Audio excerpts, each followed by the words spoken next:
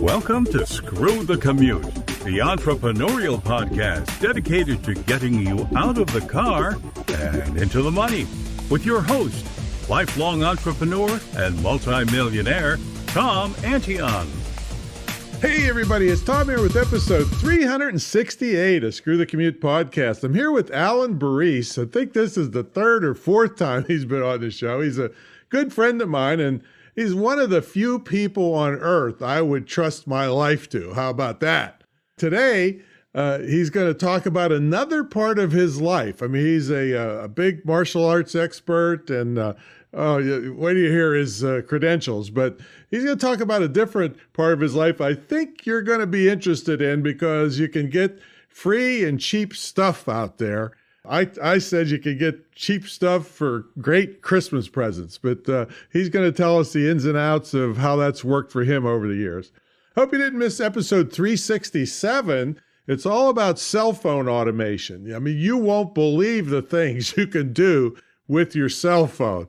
I mean, some of it is like if you sit it down, face down, it does one thing. If you turn it over, it does another thing. It's just automate. It'll turn your lights on at home just automatically. So amazing things that these cell phones will do. Now, how would you like to hear your own voice here on Screw the Commute? Well, if the show's helped you out at all in your business or given you ideas to help you start a business, we want to hear about it. Visit screwthecommute.com and look for a little blue sidebar that says send a voicemail. Click on it, talk into your phone or computer, tell me how the show's helped you, and also put your website on there so I can give you a big shout out in your own voice on a future episode of Screw the Commute. While you're over there, pick up a copy of our automation ebook. And episode 367 goes way deep into cell phone automation, but all the other kinds of automation I use are in this ebook. It's screwthecommute.com/automate free. It's we figured it out actually 2 years ago, so it's more than this now. But just one of the tips in the book has saved me 7.5 million keystrokes. Okay, guaranteed it saved me carpal tunnel syndrome. All right, so grab your copy. We sell this for $27, but it's yours free for listening to the show at screwthecommute.com/automate free. And then also, while you're over there, pick up a copy of our podcast app at screwthecommute.com/app. That's APP. And put it on your cell phone and tablet and does all kinds of cool things, and you can take us with you on the road. All right. Now, I know the pandemic's still going up and down, and you're locked down and you're not locked down, and you're wearing a mask and you're wearing a football helmet. I don't know what they're trying to do to us, but it hasn't affected me or my students like the general populace, and maybe you that's listening to this, because we can sell from home. And I've been doing it 26 years straight since the commercial internet started. So I'm not giving you any book report here, folks. I mean, people call me up and say, "Are you okay, Tom?" And I'm like, "From what? I sit here in my big old house and sell stuff." I formalized the training. Even though I've been teaching this for about 22 years, I formalized the training in the form of a school. It took me 3 years of living hell to get the license, background check, financial checks, everything. And I'm certified to operate by SHEV, the State Council of Higher Education in Virginia, for my school. But you don't have to live in Virginia because it's distance learning, and it's good quality distance learning, not the stuff they're trying to shove down kindergarten kids that are failing. I heard statistics the other day that there's like 800% more failing grades in grade and middle school. 800% more because of this. So you don't want that if you can help it. I mean, a lot of people are going to homeschooling, so this doesn't happen to their kids. But anyway, one of the best things you could do is get your kids selling on the internet and helping the family out, and you learning how to do it. So check that out at imtcva.org. And a little later, I'll tell you about, if you're in my mentor program, you get a scholarship to the school that you can use yourself or gift to a nephew, niece, your own kids, grandchildren, one of the best gifts you could ever give them to keep them out of this traditional college mess that just runs their debt up and then they compete for jobs at Starbucks. All right, let's get to the main event. Alain Burrese is a former U.S. Army sniper, a 5th degree black belt. He's an attorney and a certified active shooter response instructor through Safariland Training Group. He's the author of 9 books and 11 instructional DVDs. Oh, also, he's the co-instructor at brutalselfdefense.com. Don't forget that. And he has one of his books, Survive a Shooting, Strategies to Survive Active Shooters and Terrorist Attacks, is the gold standard of this sicko industry. Okay. We wish this industry didn't exist, but if it does exist, you want to stay safe and you want to keep your employees safe. And if you're in a company, get this book or tell your CEO to get this book and then bring Alan in to teach, because it could save lives. I mean, it does save lives. So he brings his education and extensive experience to Reflex Protect as the director of active defense training, where he develops and conducts both live and online training with a common sense approach to staying safe, defending yourself, and surviving workplace violence and active threats. Alan, are you ready to screw the commute? I'm ready, Tom. How you doing, man? I'm doing great. Thanks for having me on. Oh, man, I always love to have you on and catch up with you. I hope we get back to the point where you can come out to the retreat center like you've been doing quite a few times over the years. We miss you over here. So tell everybody about all this stuff you're doing now to keep people safe and the Reflex Protect. And then we want to get into something you have done for many years and actually quit recently. So we'll give them the whole picture on this, getting a lot of free stuff and cheap stuff in return for a review. Bring them up to speed on the stuff you're doing now. Sir, as a director of training for Reflex Protect, part of my job is to get out there and teach people in person. With COVID, we did some online training so we could develop and deliver online training so I don't have to go to places in person. Tell them what this stuff does anyway. Reflex Protect is a brand new defensive spray that is the gold standard, and it's taking over pepper spray in different markets because it works faster than pepper spray. It does not cross-contaminate everyone like pepper spray does, which means only the bad guys affected. You and anybody else in the room are fine. And we have a decontaminant that we can reverse those effects quickly, which is extremely important for our hospital clients, our law enforcement clients, those that have to clean somebody up after they've been sprayed. For a person, if you want some protection in your pocket, less than $20, you can have a small pocket-sized Presidia gel in your pocket. Somebody jumps out at you, you spray him in the face while he's withering in pain. You get to safety. Oh, so you have the personal ones out now. I don't think you did last time. You can go to reflexprotect.com, and if you use my first name, ALAIN, your listeners can save a little bit. Put that in the coupon code.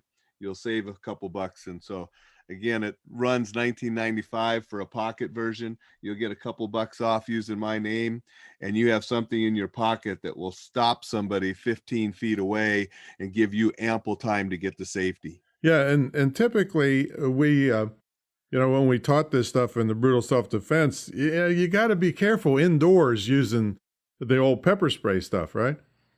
Exactly. It gets in the HVAC system. Everybody in the room is coughing. Where with this Presidia gel, which is a CS-based gel, it's a brand new, it's not like the old CS like your grandfathers used. This is a new formulation that I could have my arm around your shoulder, and if you got sprayed in the face, you'd be in pain and I'd be grinning because I'd be fine.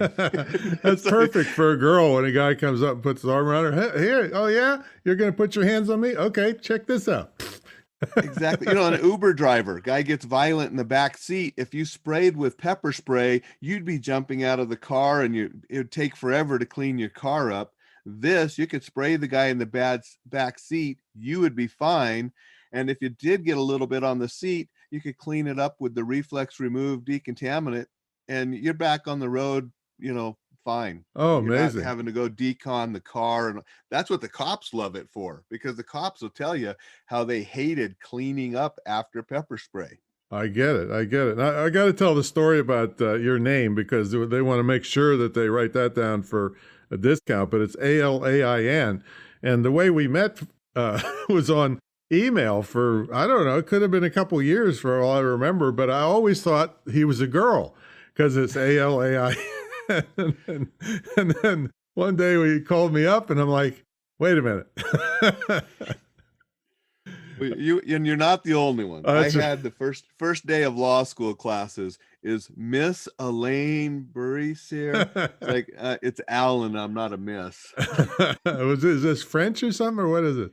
It's a French spelling. So, I mean, I had a good buddy in Belgium who speaks French, and he was talking to another good friend who was over in Belgium, and Wim was like, "You keep talking about this Alan guy like I know who he is." And Mark's like, "Yeah, Alan, the sniper Hapkido guy in Montana." And Wim's like, "Oh, Alan," because he always had read it, and just being a French speaker, it's Alan. I'd use American Alan. So,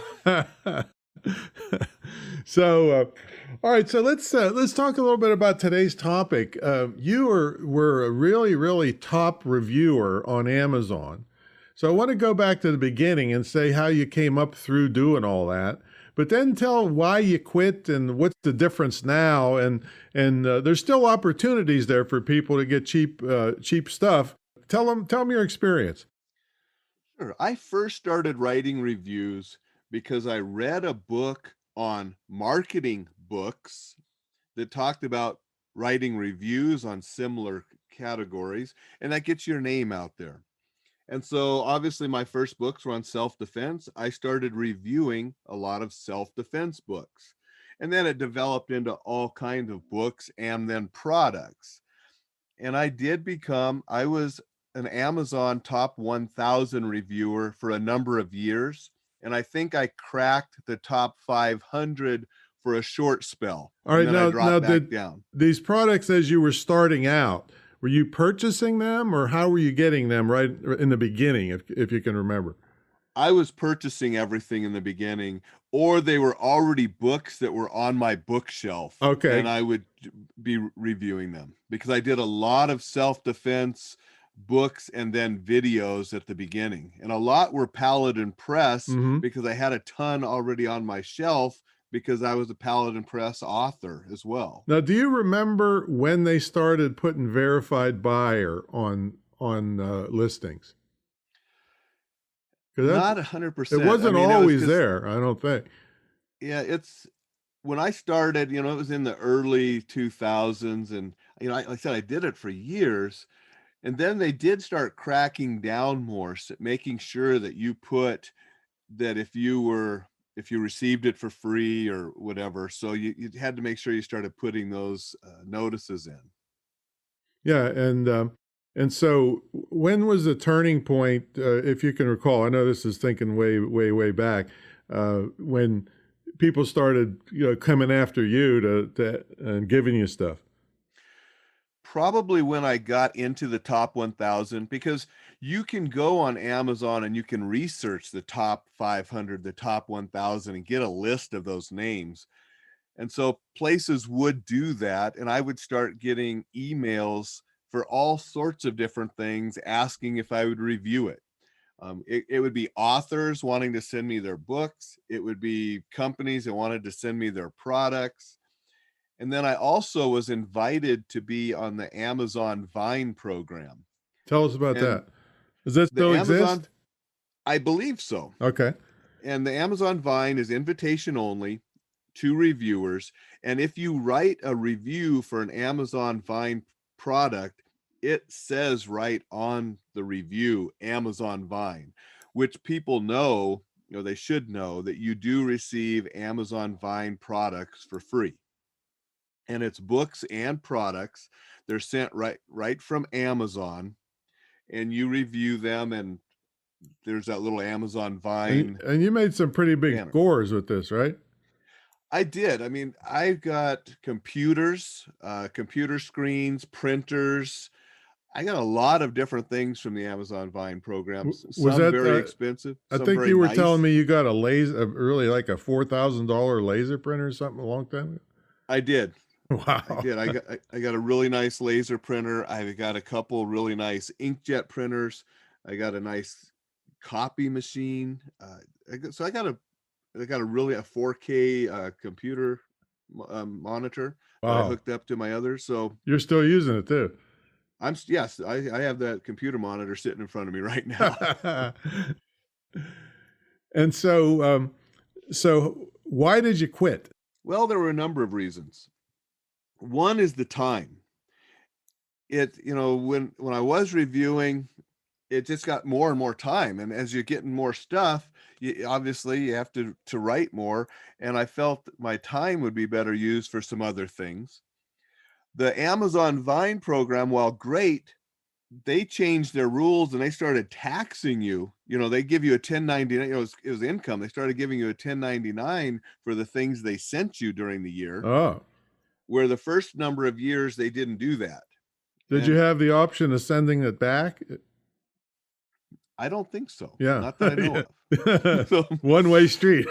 You can. And they told people that. Then they were telling people what the taxable value was going to be.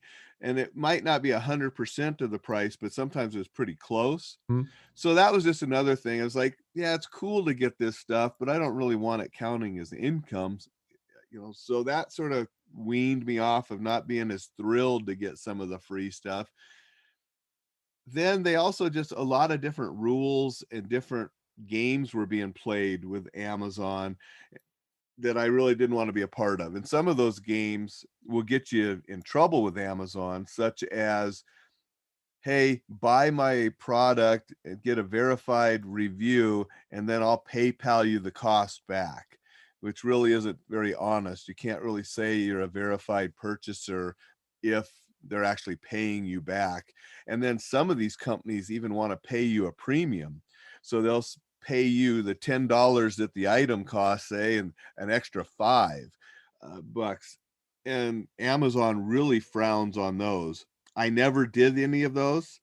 I mean, I took a lot of free stuff, but I wasn't going to get paid to do a review like some of the people want you to do out there. Yeah, and it's still, people are talking about that, still doing it, but it's a risky thing and it's clearly unethical.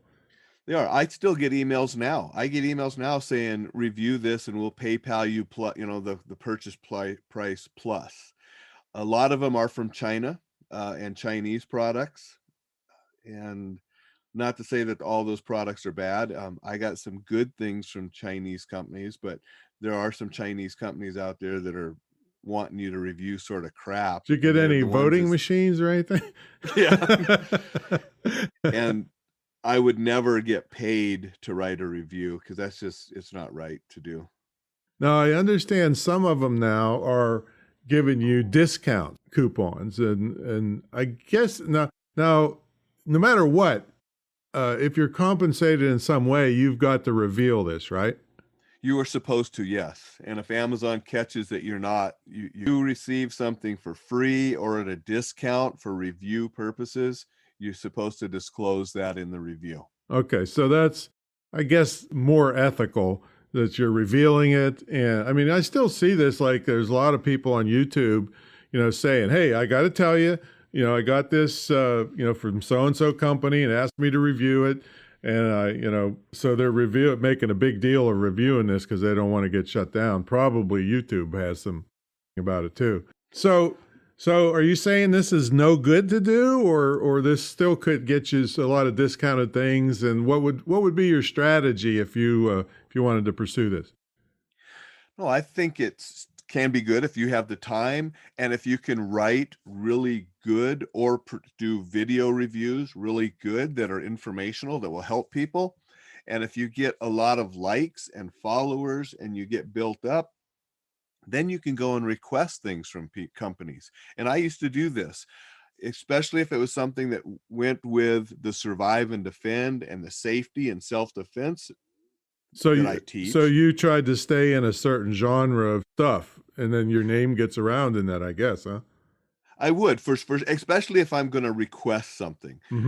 And sometimes for like books, I would request books from any genre because I say, hey, look, I'm a top 1,000 reviewer. I'd really love to review your book. And I'd have authors say, sure. But often, instead of just Amazon, I would say, look, I'll put it on this page of reviews that has 100 reviews of martial art books on Your Warrior's Edge website. Plus, I'll do a video on the Your Warrior's Edge YouTube channel and Facebook page that has, 10,000 likes. Or if it was real self-defense, I'd, promote the Survive and Defend YouTube channel and website, as well as Amazon. So if you have multiple platforms that you can put a review out, that can be more attractive, especially if those sites attract, that market. Obviously, I couldn't say, hey, I want to do your pots and pans on the Survive and Defend website. Your even survival if my wife pots and pans. Pots and pans. There's survival pots and pans would, but Right. not just regular ones. Exactly. So if you have if you have Amazon, especially if you get up into a top reviewer, that pulls a lot of weight. But if you have other platforms where you can review these in multiple places, people will send you free stuff if you can show them that you can get that review in front of the eyes that they want to see it. Yeah, so the bigger platforms you have, it's going to be easier. Yeah, and if you're on like your own website, you can probably just not be so blatant about, there's no restrictions that somebody's going to shut your website down if your disclosure isn't on each item. You could probably just put a general disclosure, and then people, if they went into your terms of service, could see it, or just a little one at the bottom of the page, rather than being forced to make, hey, I got this free, so don't trust this review on every review. Right. You would probably want to just put that, I do receive products for free or at discount for reviews, and links on this website are sometimes affiliate links. Yeah. How you want to do that. Put all that together in one little place and you'd be fine for your website, and you're still being honest with people. Yeah. Now, I think Amazon really cracked down on that you can't resell these things if you get caught, but that wouldn't apply if you're reviewing other places. So could you resell stuff at the time when you were doing this? Yes, if I want to. And, Amazon really cracked down when I was doing the Vine reviews. They didn't want you reselling Vine stuff. Right.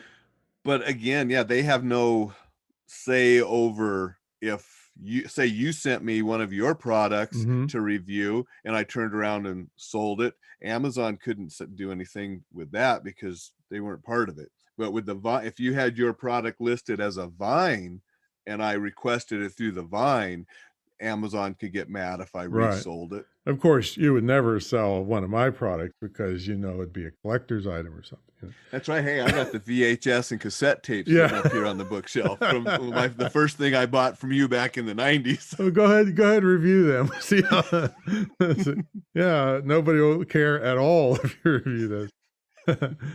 So what other important things about this should somebody know? And you're saying it's not any kind of get rich quick kind of thing, or get free quick, because it's time consuming. If you don't write good reviews, you might as well not even do this, I imagine. Right. And I think, the most important thing is to be honest and write about what people want to know about the product. I mean, so whether it's a product or a book, you want to have an honest, detailed review of the good and the bad. And one of the things, I was criticized a couple times because so many of my book reviews were positive, almost all of them. And the reason is, if I pick up a book and I don't like it, I don't read it, I don't finish reading it, and I don't waste my time reviewing it. Now, I was sent some books and I was sent some products for free, and I couldn't honestly write a good review about them. And I told the author or the person who sent me the product, I wrote them back saying, I can't write a review that you would like, so I think it's best that I just do nothing at all. And they said, okay, agree. And they were fine with that. I mean, because I was sent some self-published books that were just horrendous, Right, right. with spelling and grammar mistakes and just terrible. And I couldn't give them a good review, but I didn't want to go on Amazon and bash the heck out of this guy that was just, asking me politely, saying, hey, can I send you a free book to review? I wasn't going to go slam him. So I would just write back and say, I can't really write a review you'd like, so why don't we just not do anything? Now, I understand you got some interesting uh, stuff sent to you one time. Well, I never had it sent to my house, but I used to get emails for different sex products, lingerie, different things that if they did show up at the house, my wife probably wouldn't have cared for too much and wondered why I was getting some of this weird stuff.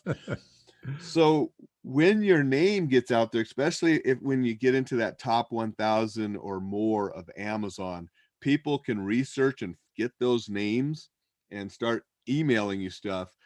I would get solicitations, I was getting them literally daily, multiple emails. Would you review this? Would you review this? And like I said, some of the stuff was pretty cool, and I would write back and say, yeah, I'd be happy to. Some of it was absolute garbage. Some of it was, like I said, stuff that was pretty questionable and not something you'd want delivered to your house, probably. So now let me look at this scenario, see what you say. So let's say in martial arts and self-defense stuff, let's say you got sent a woman's bra holster, which they exist, to put a small backup handgun in a bra holder. Well, I doubt if you're going to review that personally. I mean, I might be a better candidate since I'm way fatter than you. but is it okay to give it to somebody else to try out and give you their feedback, and then you write the review? I think if you're being honest with it, you could.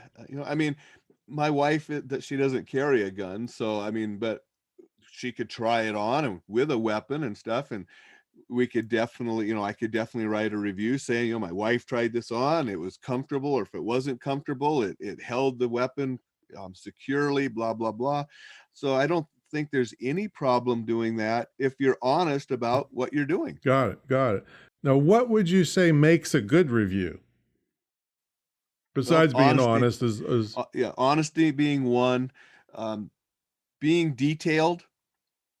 You see a lot of these reviews on Amazon, and they're not by top reviewers because this item is great, this item sucks. Well, that doesn't tell you anything. If you're going to say something's great, why? What are the features? What does it do? How did it work for you? The same things that you would want to know about a product that you were going to buy, you want to be telling other people about those features. Or if it's a book, why you enjoyed it. Obviously if it's a fiction book, you can't give spoilers. So you have to be able to write a review that, gets people knowing about the book and why you enjoyed it without giving any kind of spoilers away too. Speaking of fiction, folks, Alan's book, give him the title of it, is the only fiction I've read in 30 years. Lost Conscience. Yeah. And I could not put it down. It was just so interesting. And the story of because I know Alan, and then I'm reading this book and I'm thinking, is this Alan in this story, or is this a fictional character? I don't really know. Well, that is the secret. Ben Baker is based on me, and Frank Sinich is based on my buddy Frank Spears. So I mean, there's a lot of both of us in that book. But anyway, if you like military kind of stuff, that skill sets, let's put it that way, and if you like the bad guys getting eliminated, this is the book for you. Oh man. So details. And so do you think video helps a lot on some of these? I think video it's a lot more work, I guess. Yeah, I think video can help an awful lot if you're good on video And especially for different products that maybe are easier to describe and show and illustrate with a video format.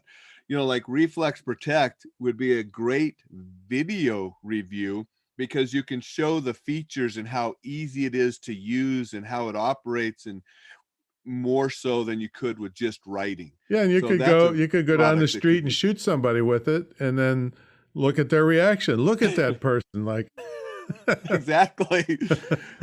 So definitely some products lend themselves much better to video, and a video review can really enhance the usability for the viewer, which then gets you likes. If you're on Amazon, the more helpful reviews are, that boosts your rankings. So it's not just how many reviews you write, it's how many reviews are helping others that help get you up into those top levels. Yeah, so you just can't slam these out. I'm sure you get better at it over time, but you got to put some thought into it to make sure that it's helpful to people, so you get those clicks on this review was helpful for sure. Now, and here was yeah, go ahead. another little secret sometimes, that if you can be the first person to write a review on something that's new, and it's helpful, and people start clicking that it's helpful, it stays in that top position and will keep getting more helpful clicks. Because if you're the 50th or 60th person to write a review, it's buried way down there. People may never even see it or click on it to get the helpful things. I see. So would you say it's worth, or it's not worth the trouble if something already has 500 reviews to even bother with it? If you're trying to boost your score on Amazon, it might not be. If obviously you got the product for free, or you just want to review it because it's in your genre, you already reviewed it for your website, so it takes nothing else to put on Amazon, it still counts for the number of reviews that you have. But I did notice when I was reviewing things that if I could be one of the first people to review, and then people thought it was helpful and it stayed at the top, then it would get more and more and more. If it was buried down below, it wouldn't get as many helpful comments and helpful clicks.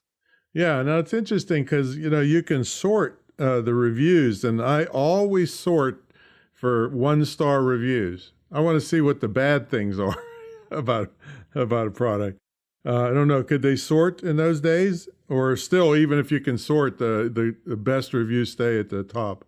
They do. I mean, so, and again, people are lazy. I like to look at the bottom reviews and the top reviews too, and get an even picture of why people are saying what about it. But if there are 50 5-star reviews and mine was the 50th one, it's going to be hard for people to see it. They're not going to see it as readily as they're going to see that number one review, that the best 5-star review, because 1,000 people have already clicked that it was helpful. Yeah, and I saw a study not too long ago that and I have this trouble with my school. I got 114 reviews on the school, and they're all 5-star. And I read this study that said all 5-star reviews are not believable to people.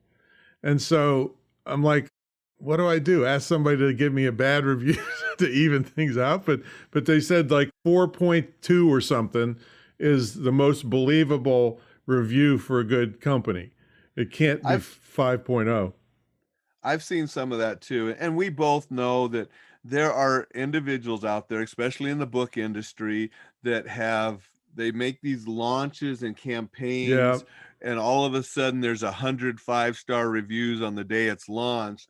They have it all set up in advance to drive those books to an Amazon bestseller, which is not the same as a New York Times bestseller by any means.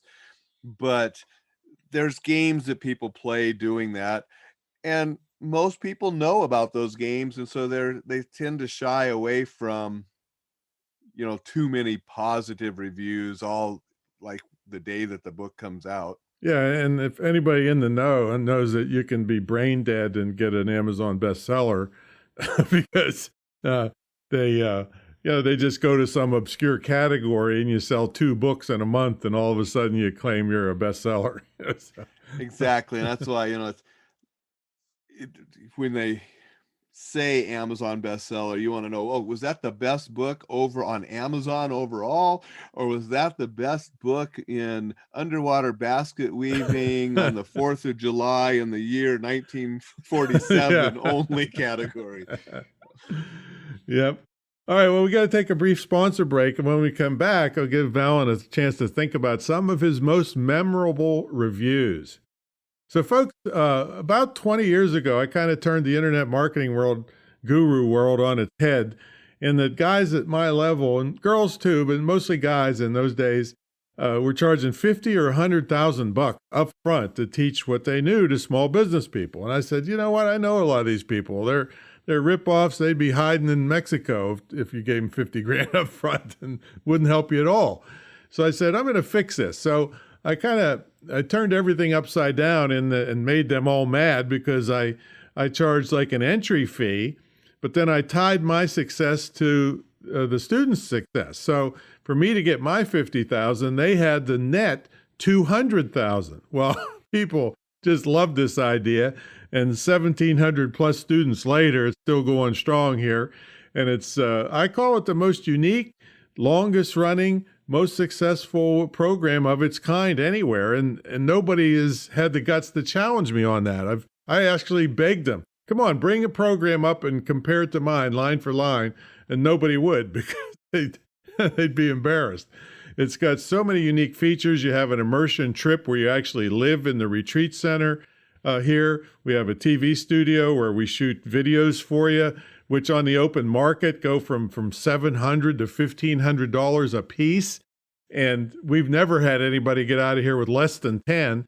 And we had one couple do 53, right? And we edited them, put all the graphics on them, and gave them all these marketing videos as just part of the deal, just small part of the deal.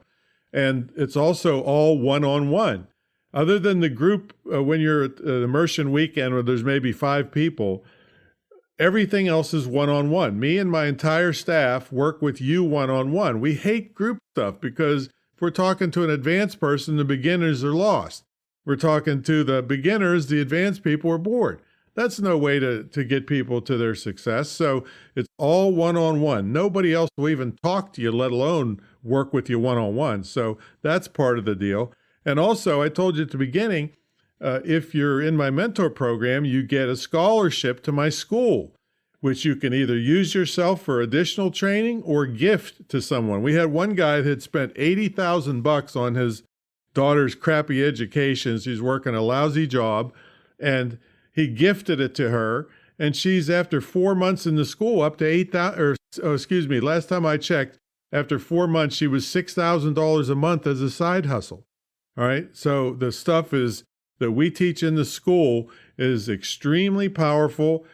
The nuts and bolts stuff I've been doing for 26 years, and the demand is massive. Every business on earth, small and large, needs email marketing and chatbots and text marketing and blogs and websites and all the stuff. And so that's the stuff we teach, and that's why our students are in high demand. Or they can start their own business, or both. So check out my mentor program at greatinternetmarketingtraining.com, greatinternetmarketingtraining.com, and I'll be glad to talk to you. There's no machine guns or sniper hides in here to pressure you. It's just a great program, and we're happy to present it for you. All right, let's get back to the main event. We're here with Alain Burrese. He's a longtime friend of mine. He's a military guy. We thank him for his service, martial artist, but he's got a unique sideline he did for years to get lots of free stuff by doing reviews. So Alain, what are a couple of your most memorable reviews out of all the thousands of them you did? Well, that's sort of hard to think. I mean, I guess one right here, that nice screen in front of me was a nice review. Just because How big is that still thing? using that screen. How big is that thing? Oh, I don't know. It's 18, 19 inch. 19-inch 4K screen. No, it's bigger than that. It's because my new laptop's 17 inch. So that must be a 20 something, 30 something. It's big. You know how much is it worth? It was worth It was over $1,000. Wow. I mean, it was up there because I mean, it was 4K were sort of brand new when this one at the came time, out. So yeah. now they're coming down. And then you got a $4,000 laser printer, I remember. Yep, that was nice. Wow. And I didn't actually have room for that. And I actually gave that as a Christmas present one year. Oh my goodness. Oh, I wish I was on your Christmas list. What else? But, one of the things that, people should know, and it's memorable to me, is you need to have a thick skin because some of your reviews are not going to be popular. Mm-hmm. Now, I lean sort of to the right. And so some of the books that I read, and I'm an avid reader, way over 100 books a year. Wow. So, I wrote books not only on Chuck Norris's martial art themed books, but I wrote a review on his political themed book. I have books by Donald Trump way before he became president that I wrote reviews on, and other people. Well, there are going to be folks out there that disagree with you because they don't like the person. Mm-hmm. So even though I wrote like the book on Chuck Norris, I said, if you are conservative, you will enjoy this book because Chuck Norris has a very conservative political views, and they really come through on this book. If you are a liberal, you will not enjoy this book. I mean, I was very honest. Yeah, what's there to get mad about there? I mean, exactly. And because I gave it 5 stars, Oh. because I agreed with Chuck Norris's conservative views in most of the book, but I got comments saying, bashing the heck out of me and stuff and it's like, well, you don't like his political views, but why are you bashing the review that pointed out that it made no sense? I got bashed for some of my Donald Trump reviews, even though the books were on business and success, and Donald Trump didn't write them. They're a ghostwriter, writes all his stuff, but the information in them on success and positivity and thinking big, that's all good stuff. And I said I enjoyed it. It was a fun read. It's a positive read. Some good advice to be successful. But boy, when he ran for office, did I get bashed on positive reviews of his books. So that's going to happen out there. So how do they bash you? So they respond to your review, right? Yeah, they can comment on your review. Right. There's a guy out there, he's questionable about his military history. I've read several of his books. I really enjoyed the books, and I wrote positive reviews, and I've really got bashed for him because there's people out there that say he lied about some of his military history. I know who you're talking about. Yeah. I have no idea if he did or not, but the book, on the face value of the book, had good information, and that's what my review was. But people are out there, and they'll get stupid like that, and you just have to learn to ignore that kind of stuff. Does that add up at all? Like the comments on a review in your reviewer kind of rating? I think it can. Mm-hmm. And I don't know if, I mean, obviously those people vote that the review wasn't helpful, which, can hurt your ratings. I mean, but I had way more positive than I ever had those negatives. Right. But some of those negatives stand out. Yeah. So, so it's an interesting thing here. It's changed like most things over time on what you can do and what you can't do. But if you like to write, and if you, I'm thinking if there's products that you would buy anyway, why not review them and then build your reputation in that genre, and then you might start getting free stuff or discounted deeply stuff on things you use anyway or that you'd like, I guess. I think you can. I mean, I started with martial art and self-defense books and videos because that was what my books and videos were on, and I wanted to get known in that category. Mm-hmm. And I got to the place where there were publishers of martial art books and videos that would send me stuff to review. And so, it definitely can be done. And if you have the time and you do a good job and you're honest with it, it is a way to get some free stuff or some discounted stuff.